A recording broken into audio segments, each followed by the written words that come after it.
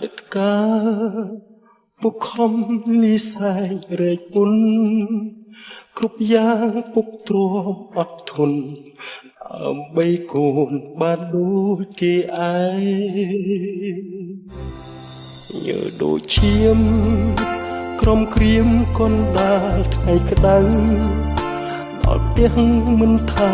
យប់ជ្រៅពុកតែងនៅនិបនិបប្រឡែកូននៅតូចលងលងព្រោះតែ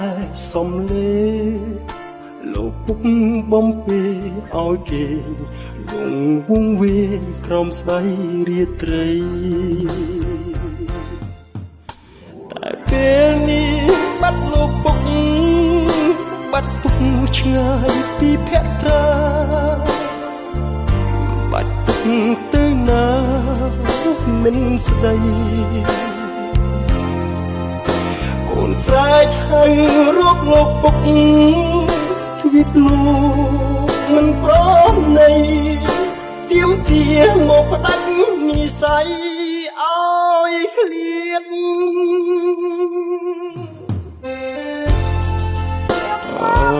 កូនពុកមកពុកនេះកូនណាកូនឆ្លាតតិចតកូនទៅកូនឆ្លាតណាកូនណាកូនធំឡើងធ្វើការធំណាកូនណាណា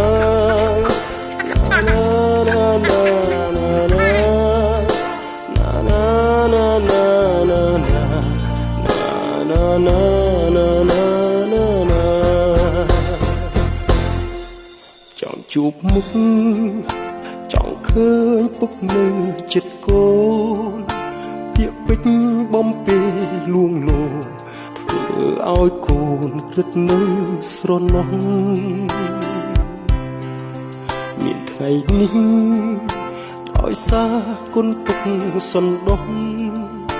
ទូមានអប់រំកូនប្រុសមិន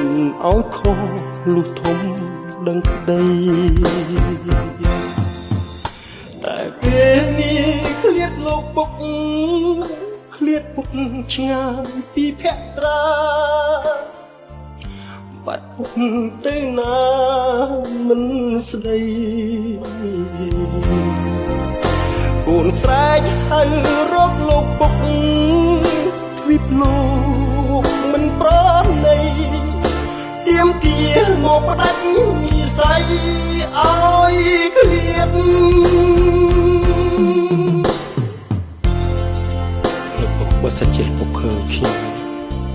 ឃើញកូនបានល្អពុកនឹងសប្បាយចិត្តតែបើកូនចង់ឃើញលោកពុកកូនអត់ដឹងថា